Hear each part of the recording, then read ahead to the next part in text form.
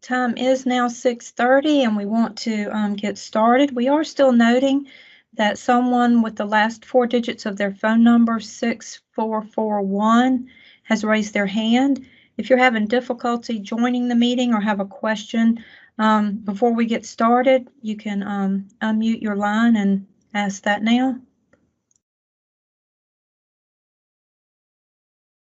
Again, that's a phone number with the last 4 digits, 6441, with a hand raised.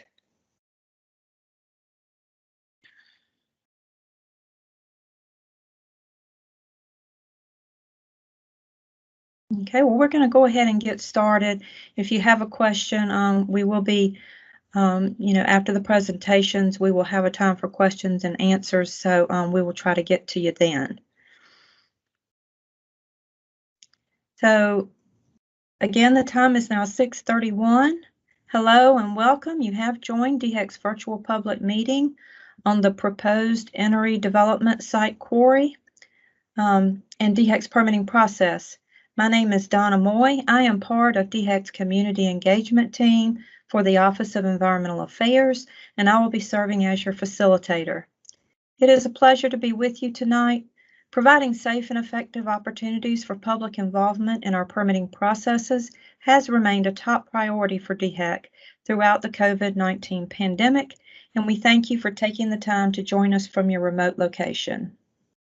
We have behind-the-scenes assistance tonight, as you've already heard, from our community engagement tech team. I'll ask them to introduce themselves now. Good evening, this is Christy Illenberg.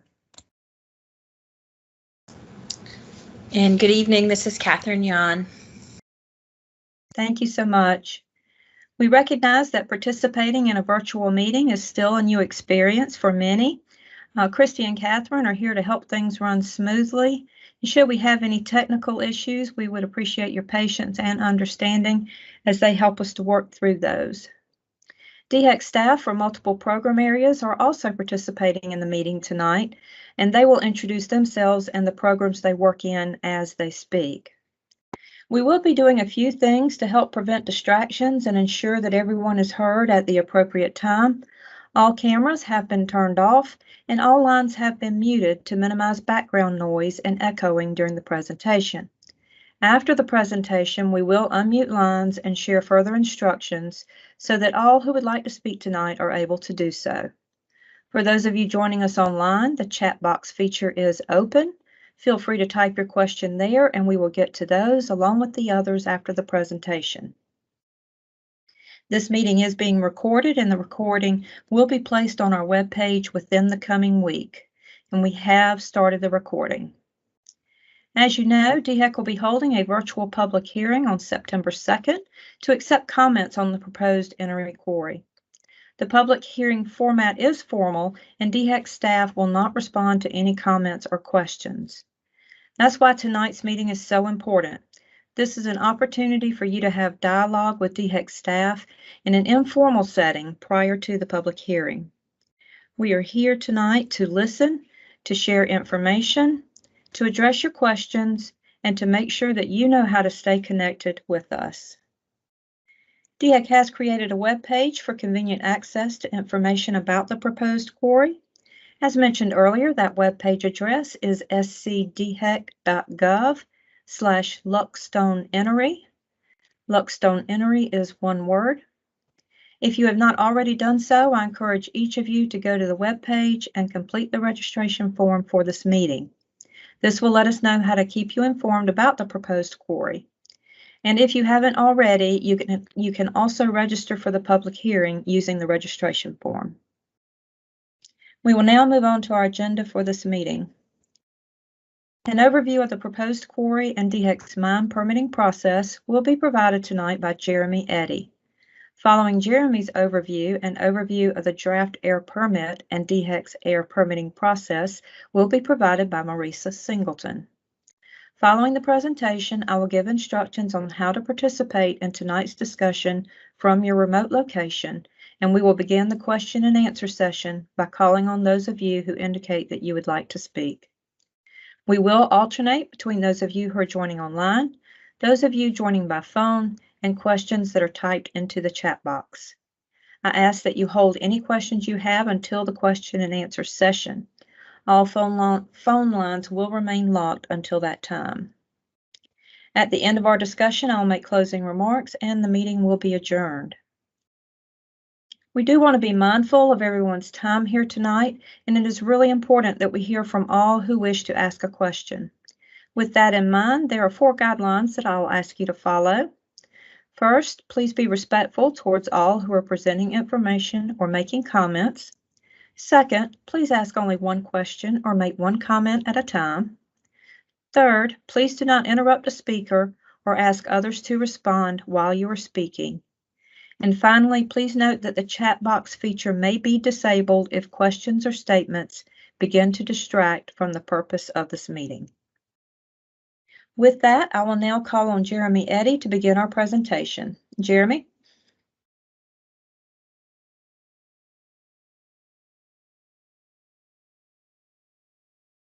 Thank you, Donna. Can you hear me? Yes, I can hear you. Okay, great.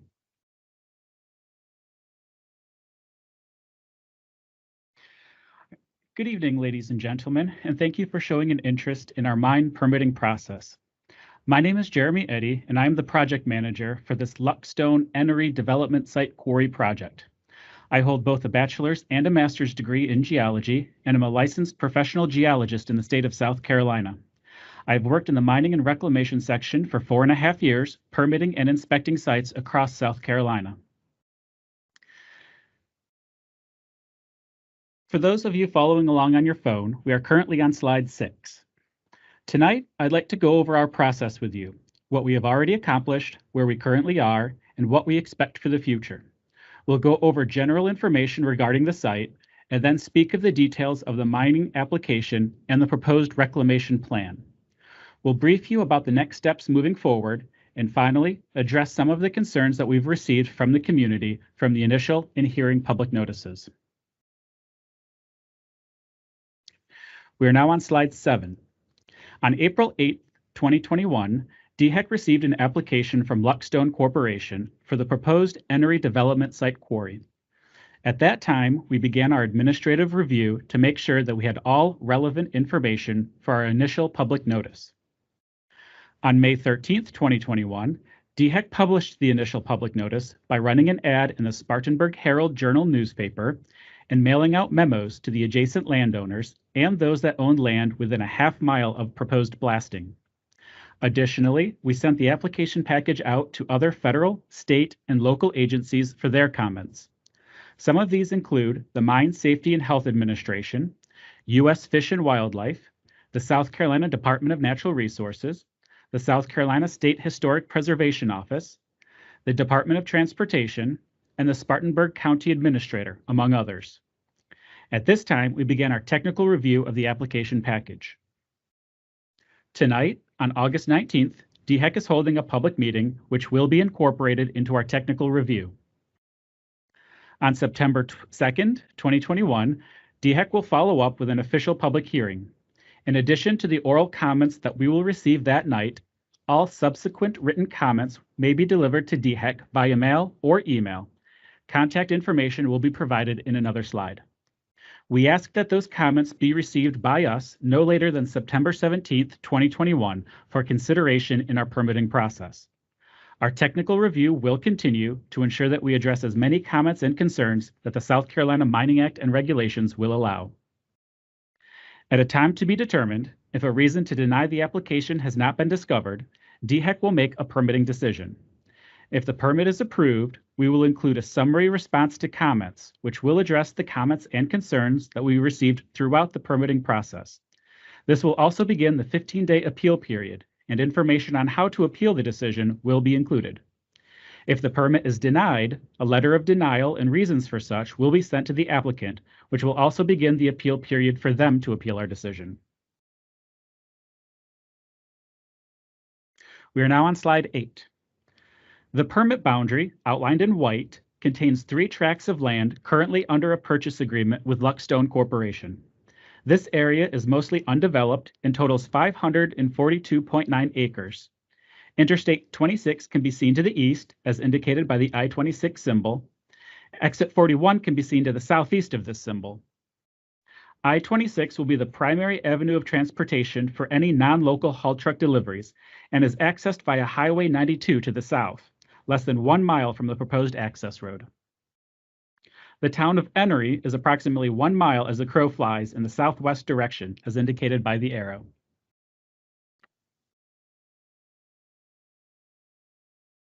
We are now on slide 9.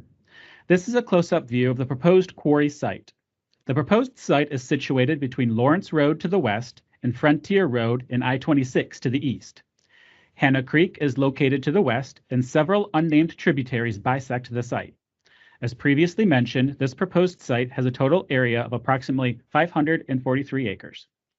Approximately 105 acres of this site have been categorized as buffer and is denoted by the red overlay.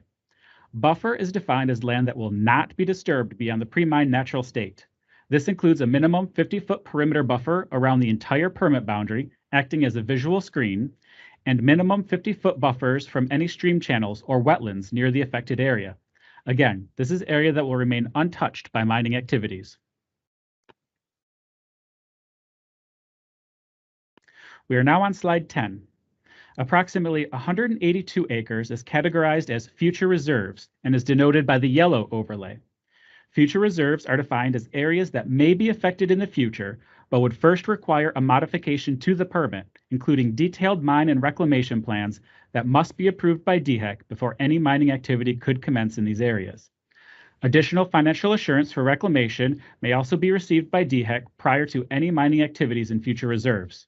The applicant has indicated that these areas may become overburden storage areas, but only if the need arises. Again, detailed plans are required to be approved by DHEC before any disturbance in these areas. We are now on slide 11. Last but not least, approximately 256 acres of this site have been categorized as affected area and are denoted as areas outlined in various colors on the map. For simplicity, the buffer and future reserve overlays are not shown to focus on the affected areas. Affected area is defined as area of land from which overburden or minerals have been removed, or upon which overburden material has been deposited, or stockpiles and settling ponds associated with mining activities. It has been proposed that the two large areas to the east and south, outlined in green, will be used as overburden storage. The area shaded in teal is the proposed pit. The pit will be excavated in 3 phases, with the first phase at the northwest area, and then slowly expanding east, then south into phase 2 and phase 3. The initial plant area is shown in orange outline and will be maintained throughout phases 1 and 2. When the pit expands into phase 3, the plant will be relocated into the purple area to the south, which will also hold the office, scale house, and maintenance area.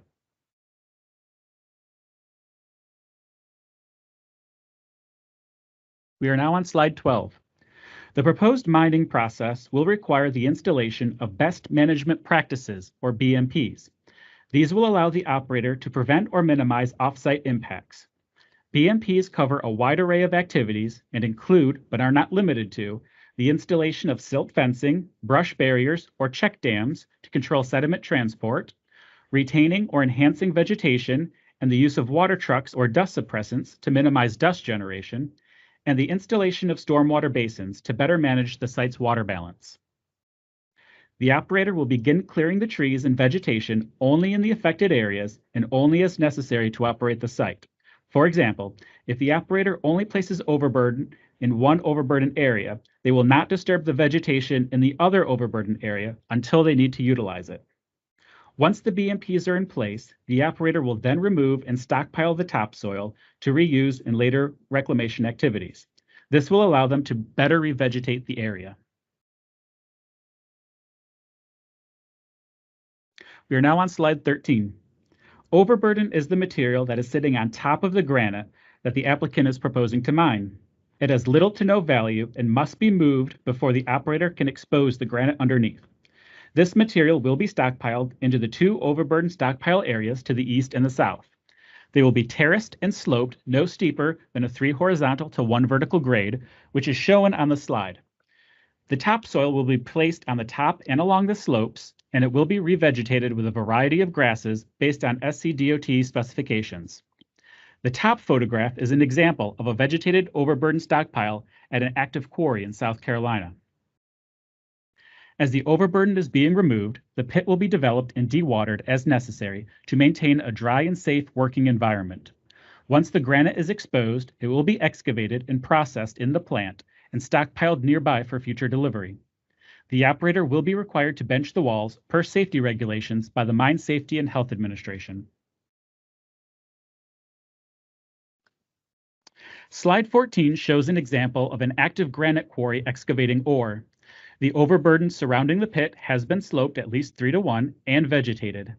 The area on the other side of the pit that is not actively used is left undisturbed with vegetation, and the pit walls have been benched for safety.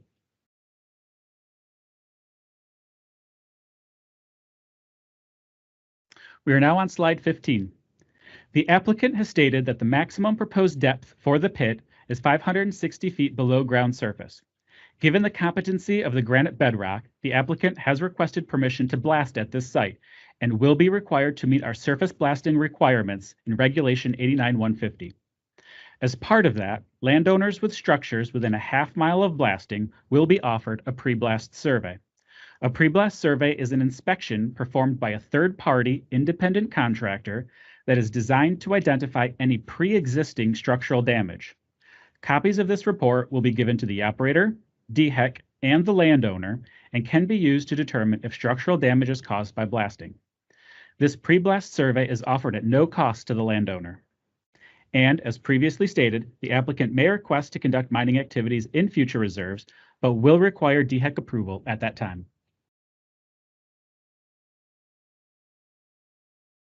We're now on slide 16. The operator is required to perform reclamation activities concurrently with mining as feasible. When the mine reaches its end of life, the operator is required to perform final reclamation activities. Reclamation is the process to restore the affected land to a useful purpose while protecting the natural resources of the surrounding area. The applicant has indicated in their reclamation plan that the site will be reclaimed as a pond or lake and grasslands.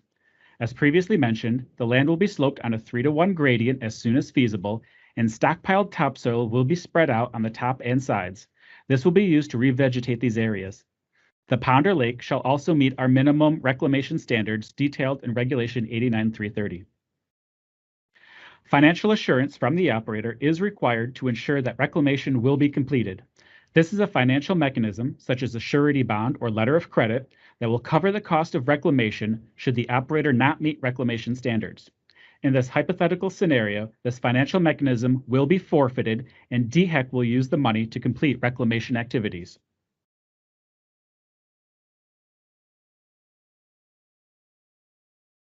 Slide 17 shows an example of a luckstone granite quarry currently being reclaimed.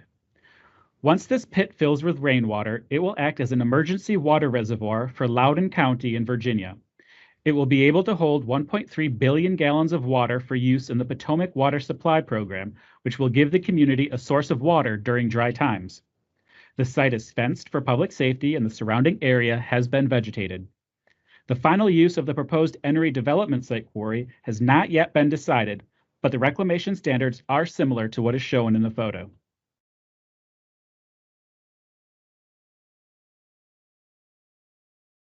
We're now on slide 18. Other DHEC permits that will be required for this site are an air synthetic minor construction permit from the Bureau of Air Quality, which we will hear about a little later, and a National Pollution Discharge Elimination System permit, and an approved stormwater pollution prevention plan from the Bureau of Water. These permits will assure that air quality and water quality standards are being met for the protection of human health and the environment.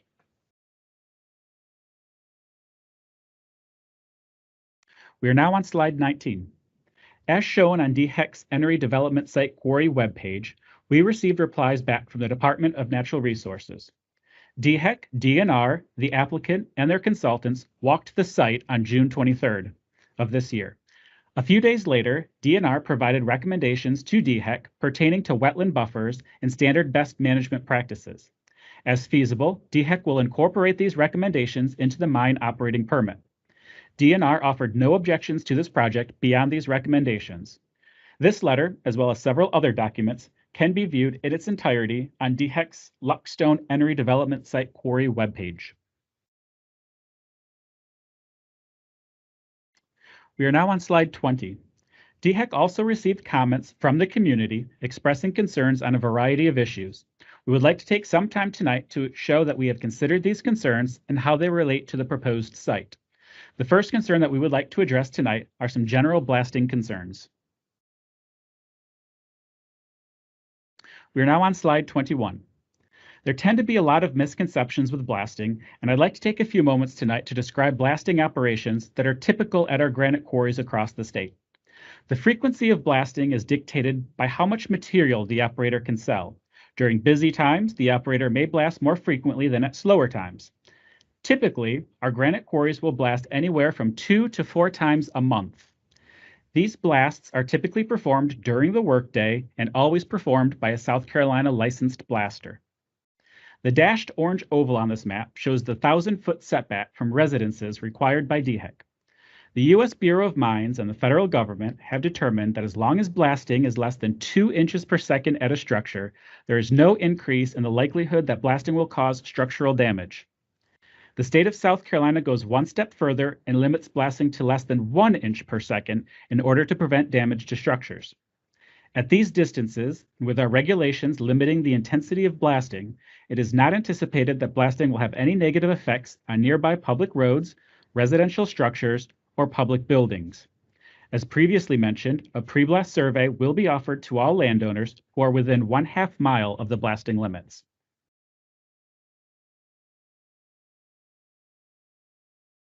We are now on slide 22. The community also expressed concerns that dewatering will lessen the groundwater supply for nearby residents who rely on wells for their water. We are now on slide 23.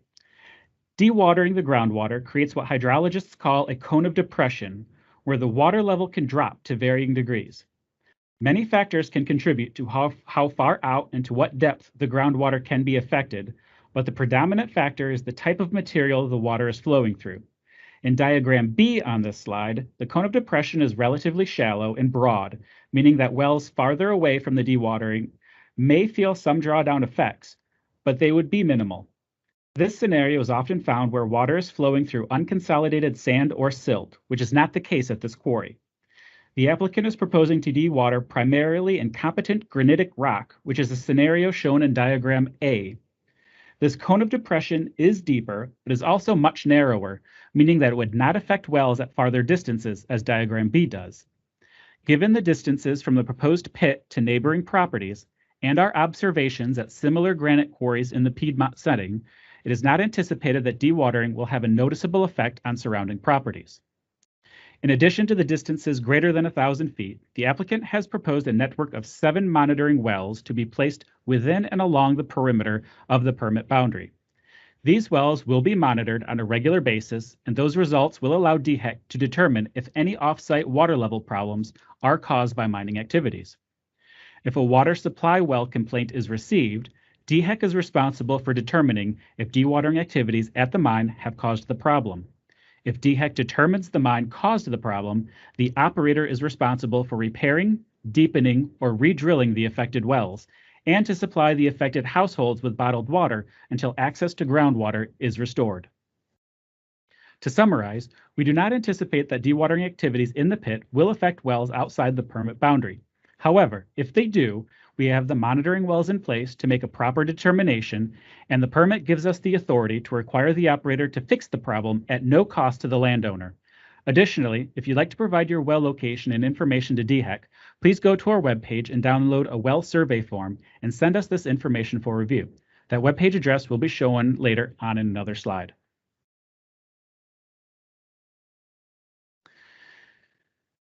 We're now on slide 24. The community also expressed concerns that increased truck traffic will be unsafe for neighborhood residents. We're now on slide 25.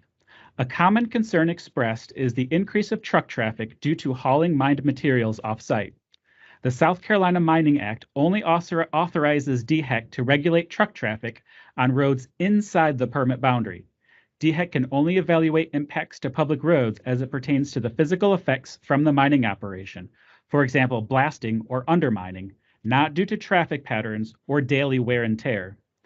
Other concerns with road systems, including the use of the roads, are under the jurisdiction of the South Carolina Department of Transportation, the South Carolina Public Service Commission, or Spartanburg County Department of Public Works. These concerns should be addressed to these agencies, and their contact information is available on the current slide. The applicant is required to obtain an encroachment permit from SCDOT before utilizing the haul road, and your traffic concerns would best be answered through that permitting process.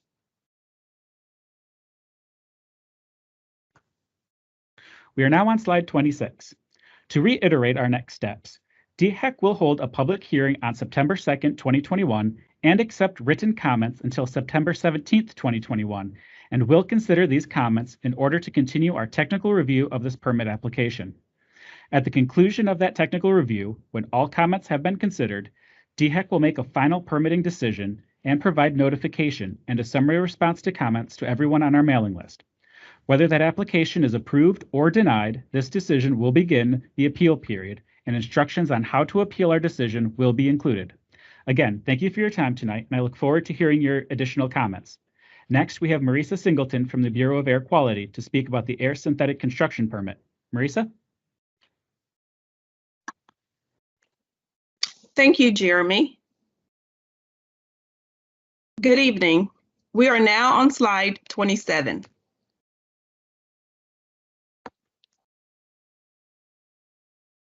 As Jeremy stated, I am Marisa Singleton with the Bureau of Air Quality. I have a chemical engineering degree, and I have been with DHEC for almost 15 years. I am Air Quality's project manager for all of its facilities, all of its mining facilities, and I am the permit writer for the proposed Luckstone Enoree development site.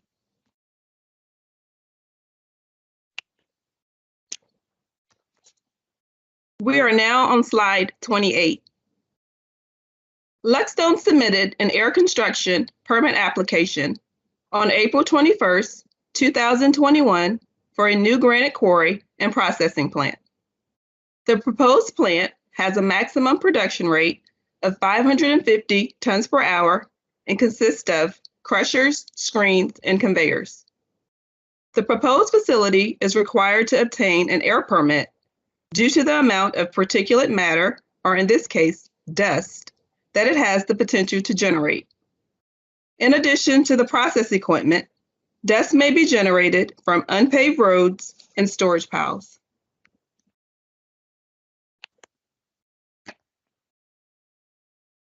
We are now on slide 29. The primary pollutant addressed in the draft permit is particulate matter. Particulate matter may be a mixture of solid particles and liquid droplets in the air. The potential or worst case emissions are calculated assuming that the facility was operating all of its equipment at full capacity, 24 hours per day, every day of the year.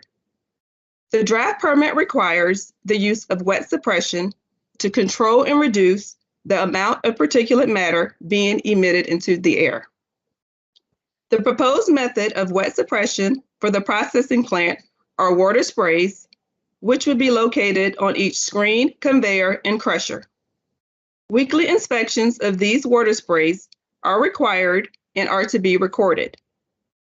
The estimated worst-case emissions for the proposed quarry with the use of wet suppression, which are the controlled emissions, are below major threshold levels.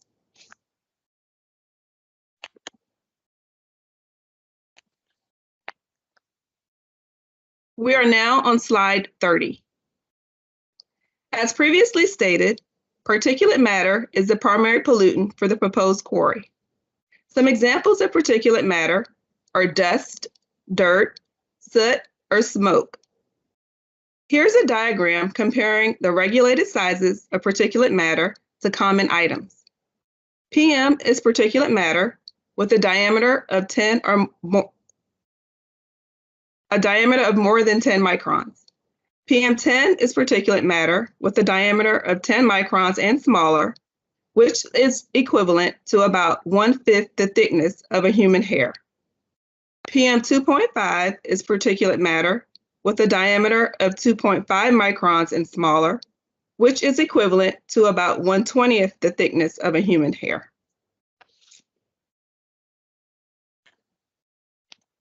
We are now on slide 31. The draft permit has opacity limits for the facility. Opacity is the amount of visible particulate matter you can see. The lower the opacity, the lower the visibility of the particulate matter. The facility is subject to a federal regulation for non-metallic mineral processing operations, such as those at granite quarries, and its applicable requirements have been incorporated into the draft permit. All applicable conveyors, screens, and crushers will be required to conduct a source test to demonstrate compliance with its opacity limit. For conveyors and screens, the opacity limit is 7%, and for crushers, it is 12%. During unannounced inspections and inspections performed as a result of complaints, the equipment will also be observed while in operation for compliance with the equipment opacity limits, as well as the facility-wide opacity limit of 20%.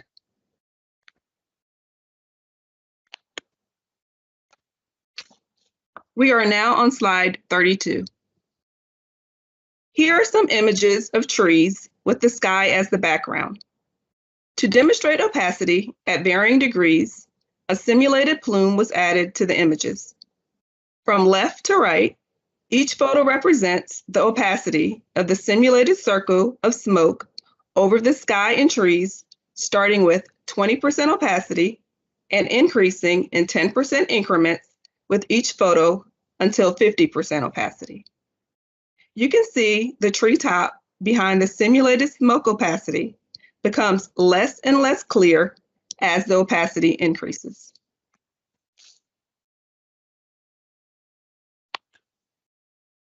We are now on slide 33.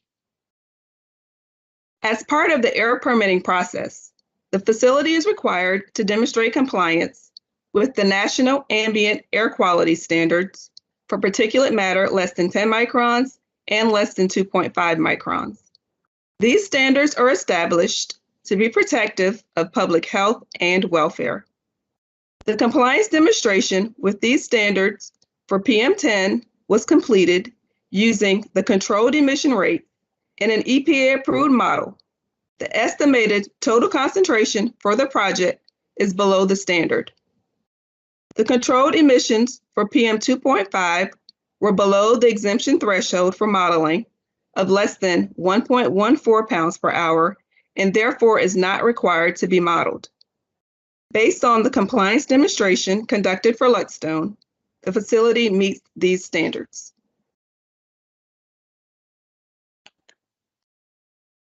We are now on slide 34.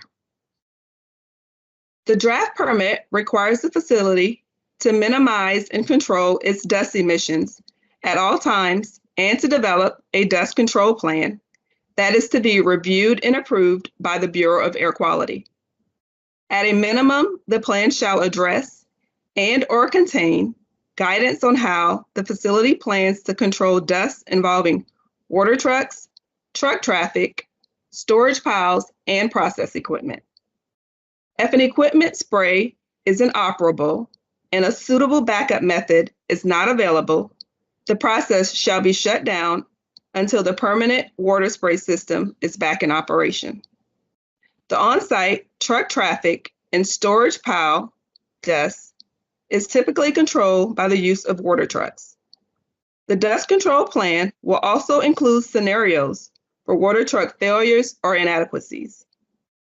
Weekly recorded maintenance checks are required for all plant equipment and enclosures to ensure proper operation.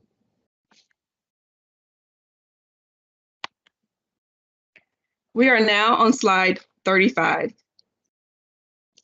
An air construction permit allows the facility to construct and start operation of the proposed equipment in their air permit application.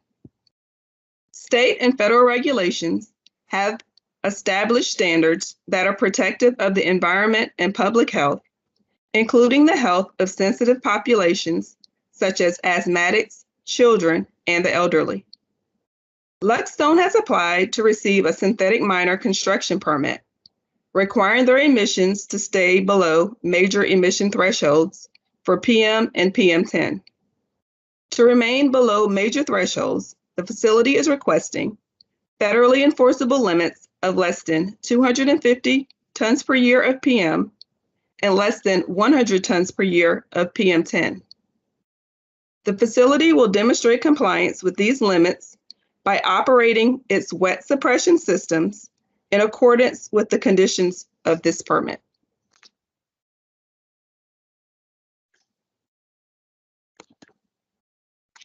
We are now on slide 36. If you would like to discuss more about the draft air permit or the air permitting process, please feel free to contact us.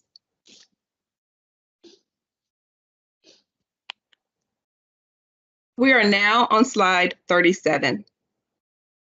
The next steps in the air permitting process are as follows. DHEC will review all comments received, provide written responses to all comments, and make a final decision. The final decision date begins the 15-day appeal period. Thank you.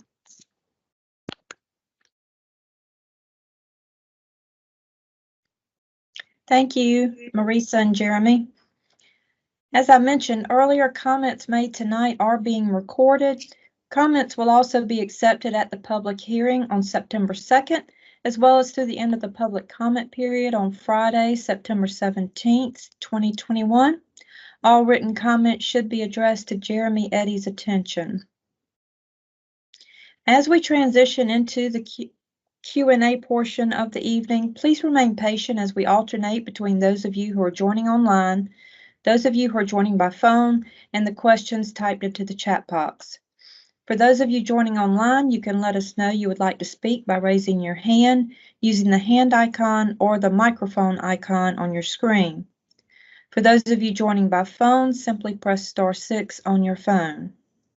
After our tech team has noted who is raising a hand or unmuting, your hand will be lowered and you may be muted again to reduce background noise until you are called on.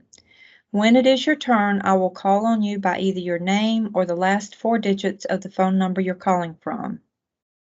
I will pause a moment now for us to note those who are indicating they would like to speak.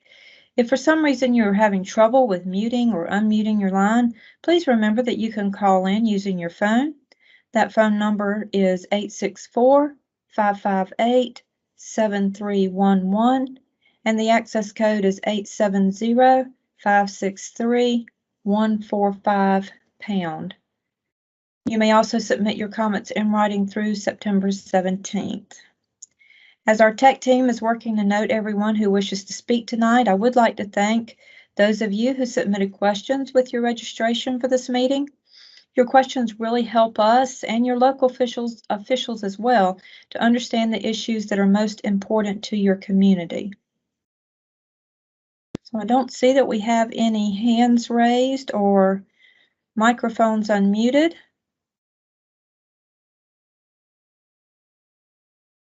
If you have a question, you can indicate that now by raising your hand or pressing *6 on your phone if you're joining us by phone.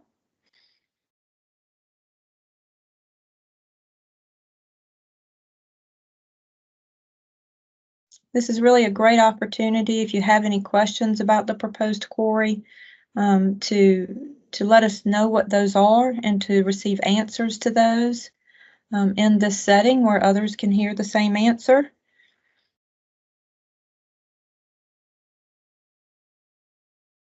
We really want to make sure that we connect with anyone tonight who has joined us to learn more about the proposed quarry. So please feel free to unmute your line or raise your hand.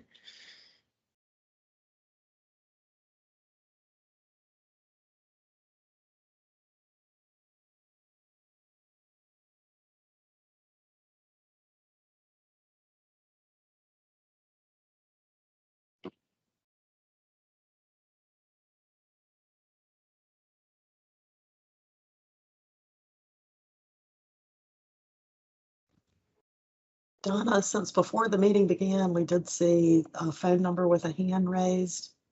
That's that phone number ending in 6441. If they would like to dial *6, they should be able to unmute and ask a question.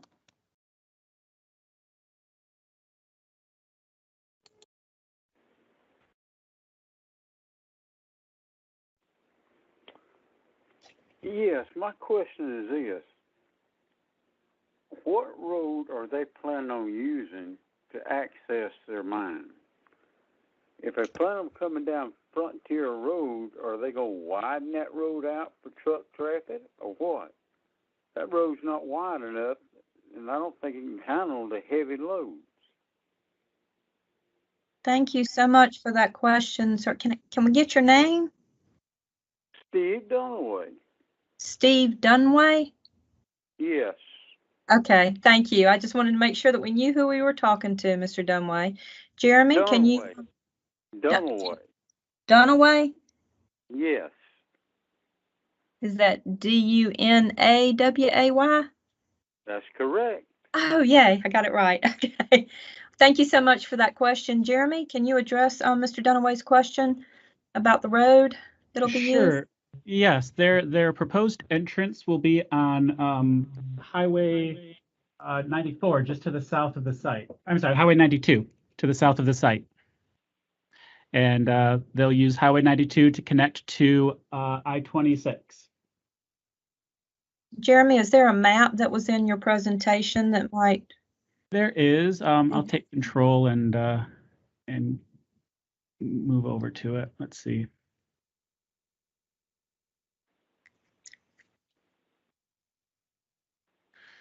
So if people can see my cursor down here, Highway 92 is to the south of the site, and their entrance and exit for the haul trucks will be right where my cursor is at. And this will be about a mile away from the exit onto I-26. Jeremy, we actually cannot see your cursor. We cannot. Can you see the slide, Mr. Dunaway? I'm trying to figure out which slide's he talking about. Slide 21? On slide 8. I forgot Slide you're on the phone. I apologize. Yeah, we're on slide 8. But 9, 10, or 11 will also show it too. And so can you repeat again, Jeremy, where that road is? Sure. So it's to the very south of the site. It connects to Highway 92. In other words, you're saying Old Rock Quarry Road, what they're going to be using? No, Old Rock Quarry Road will not be used. It'll be Highway 92 that's used as the entrance and exit. Well, you've got to have access off of 92, so what road will it be? Are they going to build a new road for it, or what? That is correct. Yes, they are proposing to build a haul road all the way down to Highway 92. Okay, see, I live on Ballpark Road. And as the crow flies, I'm less than a half a mile from the proposed site. And that's near where the old rock quarry was at. Am I not correct? Yes. So Ballpark Road is to the west of the site, correct? Correct. Yes. So the majority of non-local deliveries will be traveling to the east to connect onto I-26. Mm-hmm. I'm just wondering, because these here are old roads down here. I just want to think to handle the heavy load and the traffic. Sure. And South Carolina Department of Transportation will need to issue them an encroachment permit when they build that haul road to make sure that they are meeting any safety standards that DOT has. Mm-hmm. Well, first, I know when we had a town hall meeting over here about 3 weeks ago over here at the Baptist Church, and one of the representatives for the stone company was there, and he implied that they'd be using Frontier Road. That's the frontage road off 92 into the old rock quarry that way. That was my concern right there. and you're saying something entirely different. They're going to build an entirely new access road and all that. That's correct. That's what's in their application to us. Okay. So like I said, I'm an old man now, because I remember when I was a young kid there. I remember when the old rock quarry was over there, and all the blasting like that. It really shook the houses around here. So that's my biggest concern, that and the proposed heavy truck traffic. Sure. With blasting, as I mentioned in the presentation, they typically blast about 2 to 4 times a month. So maybe once every week or once every other week, typically during the daytime. And their intensity is limited. I don't know how long it's been since you were a kid and experienced those blasts, but Well, technology. it was back in the early 60s, and I'm 72 years old now. So, technology has advanced. They use different types of blasting material nowadays. They don't use dynamite anymore. They used what's called ANFO, or ammonium nitrate, and fuel oil, and they're even getting into some other blasting reagents. And their blasting caps will also detonate within milliseconds of each other to help kind of mitigate the intensity of the blasting. So they're still able to achieve what they want to, but they blast less intense than they had in the past when they were just using things like dynamite. Well, in other words, that sounds like when they blast an old building down. It goes off in milliseconds. That's correct. Yes. So they'll be kind of the blasting holes will be kind of staged to go off within milliseconds of each other, and that helps to kind of reduce the intensity of that blast. Well, okay. My next question: how about this high pressure gas line right next to the mine? How's it going to affect it? Sure. So we can certainly look into that and contact the gas company to make sure that they are. Union gas line. This installed that line within the last year, 2 years. Mm-hmm. We have gas lines that are in the vicinity of quarries across the state. Other quarries that are, and they don't seem to. Like the local gas company, brings you heat and gas and all this here. I'm talking about a gas line that's about 6, maybe 10-inch diameter pipe. Mm-hmm. Sure. High pressure gas, that's a good point, and we can certainly look into that and make sure that gas company doesn't have any concerns. The old quarry. And it crosses under 92. They had to bore it underground under 92, where it connected back over on what we call Spring Street. Then it connected to the pipe where they went under the river with it and all that. So I just wonder how the vibration, how will it affect that? Mm-hmm. Sure. Yeah. That's a great concern, and we'll look into it. We'll approach that gas company and make sure that see if they have any concerns and how we can address them. Okay. Yeah. Like I said, I hate to see Enoree go up in a big plume of smoke. Mr. Dunaway, I would too. I think all of us would. And Do you mind? They're going to have a small discharge of water into Hannah Creek. Okay. How are they going to prevent that? I know when the heavy rainstorms and all that, Hannah Creek has been known to flow out of its bank where it joins in the 2 Mile Creek. And that's just right down below me. Mr. Dunaway, I'm going to get somebody from our water program to speak to that as far as the discharge. But before I do that, do you mind? I know you said you lived on Ballpark Road. Do you mind giving us your address?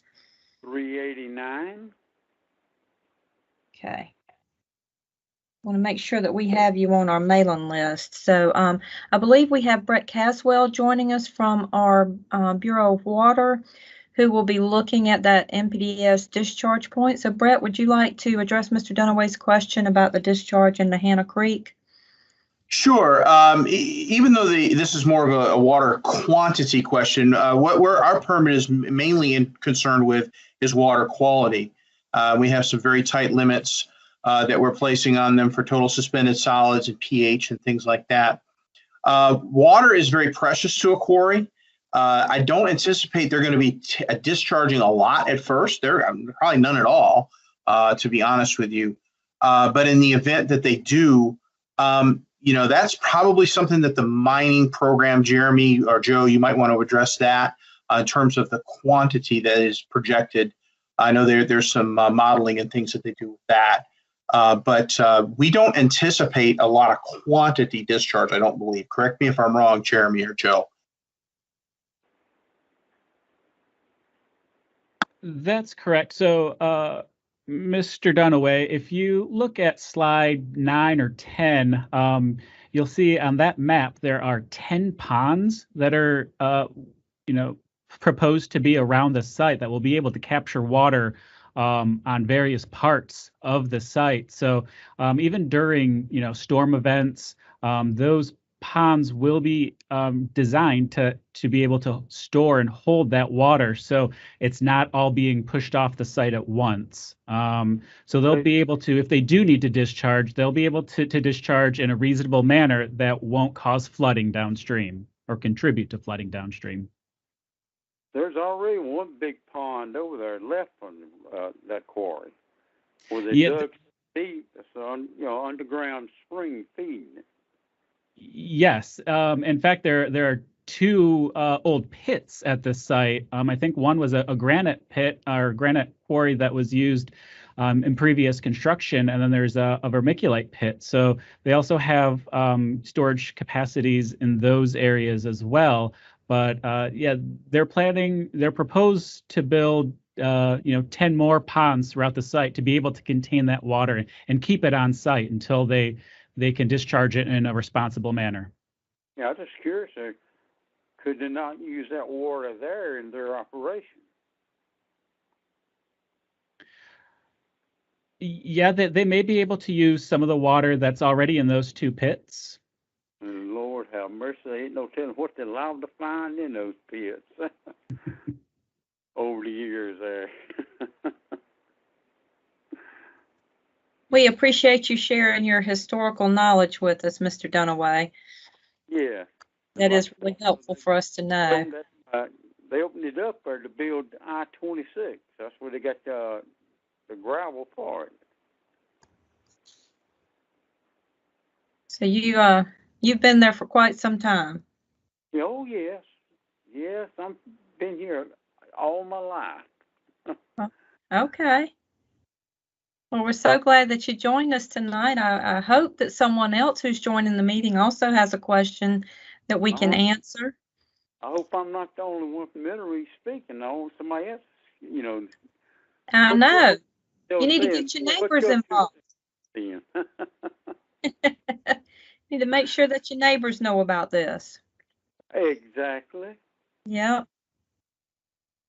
Well, I'm going to get off here and let somebody else take over.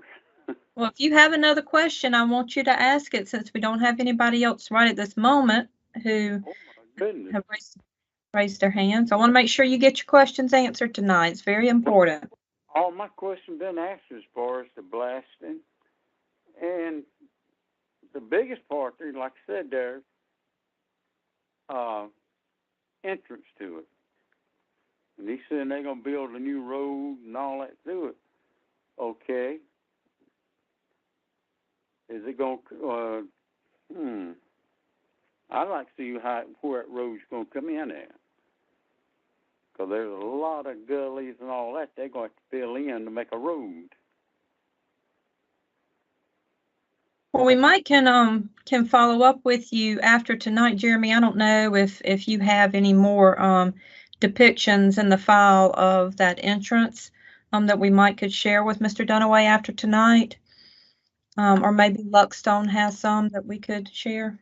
Sure. Yes, I'm sure I have a few, and as far as those gullies are concerned, they do cross some wetlands in two areas, and they'll be using what's called a three-sided culvert in order to create that roadway, and that will help. There'll be a bottomless culvert, so the aquatic life and the flow of the streams won't be interrupted. Okay. Well, like I said, when this guy here with Luckstone there said they'll be using Frontier Road, well, that kind of raised my curiosity up. Frontier Road is not wide enough for 2 cars to meet.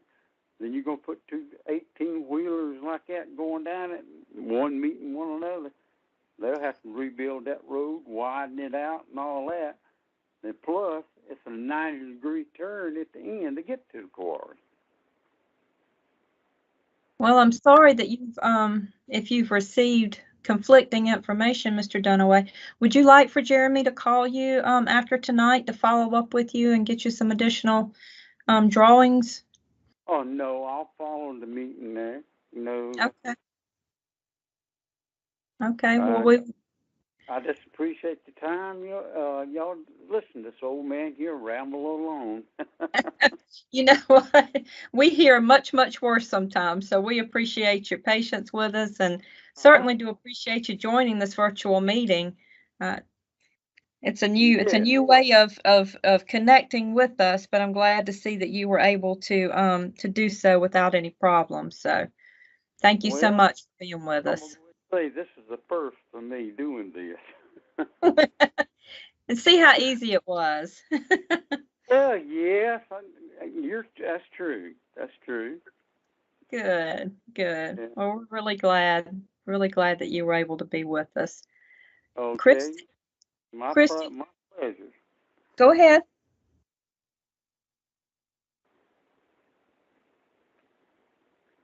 Were you going to say something else, Mr. Dunaway? Oh, no, I was waiting on somebody else to come in. Okay. I'd raised my hand. I was just going to ask Christy if she's noted anyone using the chat feature. Donna, at this time, I don't see anyone with a question in the chat. We certainly would welcome that. And I don't see any other hands raised.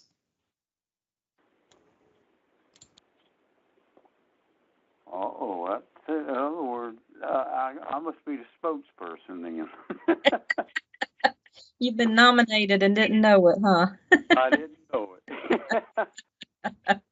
Oh, yeah. Well, I've enjoyed the time, and I'm got a little educated on it. Well, good. That means that we have not wasted our time here tonight, so I'm so glad. And please do. I was the only one listening there, so you got my attention. Well, if you talk to your neighbors in the coming days, please just make sure that they are aware that we are going to be having a public hearing where they can come and give their comments to us. It will be held virtually as well, so we certainly do hope that you will be joining us also. More than likely will be, yes. Good. That will be what, on September the 2nd, I believe? Just caught me off guard. Is it September 2nd, Jeremy? That's correct, 6:30 p.m. Okay. Yep, I'll be joining you again. Okay, good. You're a pro now, so we'll look forward right. to having you there. Okay, well, if there's nobody else who has a question or a comment who's with us tonight, actually, I do see another hand raised, Donna. We have Bruce Smith. Bruce Smith, if you can unmute your line, we would love to hear your question.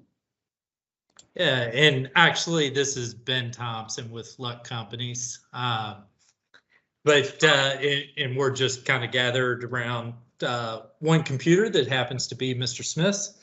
Couple things. The first, I wanted to speak directly to Mr. Dunaway's question, and there was probably a misunderstanding at the meeting he's referencing. But when we acquired, or when we placed the property under contract, at that point in time, the only access was Frontier Road and then Old Rock Quarry Road. And I think his assessment was spot on that road is much too narrow for heavy truck traffic and would certainly need to be widened and improved. So what we elected to do was pursue a better option. We like utilizing major roads that are built to handle the traffic and access points that we would utilize for our site. So we did actually contract additional property that is what you see now as the proposed entrance to Highway 92 / Parker Road. So Highway 92 is our access point, not Frontier Road and not Old Rock Quarry Road. Other than that, I just want to kind of reiterate through a little bit of a thank you. This project is a big deal for us, and it's an exciting opportunity for us to partner with the community of Enoree. And this is not something where we are a company that is just growing to grow.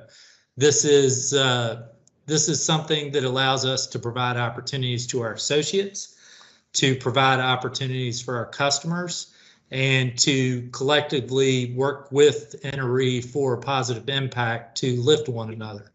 That lifting means growth and hopefully success for both the community as well as our company. I know there's been limited comments here tonight, but I do appreciate the presentation and the questions. So just do be aware that there is a public hearing coming up. There's also our company trying to be very present in the community. So please feel free to reach out to us directly as well. And I'll close with just reiterating, thank you again. Thank you, Mr. Thompson. Mr. Dunaway, since we have such a limited number of people who want to speak tonight, I would like to ask you if you have a question that you would like to hear directly from Mr. Thompson. No, he answered that question there about that new proposed road there. Okay. Yes, because I think that there's a better solution to his problem. Like I say, I was thinking they was going to come off 26, make that sharp turn, go down Frontage Road that way there. They would have too many tractor trailers banging into one another. Like I say, that road there was built when 26 was built, and that back in the late 50s, early 60s. Yes, sir. It's very common for us to have concerns with roads and the durability of the roads, and I think that you know as well as I do that roads are an issue that we hear quite a lot about throughout the state. So we certainly do understand your concern with that, and I'm glad that we were able to answer that question for you tonight. So you're going to be our goodwill ambassador and make sure that you share the factual information with others around you, right? I'm going to do my best. Okay. If they will listen to me. I understand that. Yes, like I said, Mr. Thompson told it right there, and I was looking at this one map on slide 11, and I just seen about where it's coming out at. Okay. Yeah. So that there would be a good option there, but can 92 hold that heavy traffic? You know, the heavy weight. Mm-hmm. Yeah. So I'm sure that Mr. Thompson has heard your concern and will address that whenever they work with the DOT. Make sure they have that covered. Okay, yeah. Like I said, because I live off Ballpark Road, which is off Old Rock Quarry Road. And as the crow flies, like I said, I'm about a half a mile from the mine. Well, we certainly are glad that you're with us tonight. So thank you again. Thank Christy. you for having me. Yes, sir. Yes, sir. Christy, Catherine, do we see anybody else who has a question? Donna, at this time I don't. Okay. So I think that as the slide notes, there's some ways to continue to submit questions to us or reach out to Jeremy by phone or email or by mail. And as y'all have mentioned, we do have that public hearing coming up in 2 weeks. Yes, we 3 do. weeks. So we hope that we'll have everyone who is joining us tonight to join the public hearing. Do want to thank Mr. Thompson for addressing Mr. Dunaway's concern, along with the answers provided by our staff. And we do very much want to stay connected with you. So please reach out to us, Mr. Dunaway, or any others who are listening, if you have any more questions before the public hearing. Like Christy said, you can do that by phone, email, or mail. And once again, DHEC encourages you to help us win the fight against COVID-19 by getting a safe, effective, and free vaccine at a location near you. So with that, the time is now 7:35 p.m. and I'm going to officially adjourn this meeting. And you can disconnect at this time. Thank you so much for joining us. Good night, Mr. Dunaway, and good night to everyone else who joined us. You too.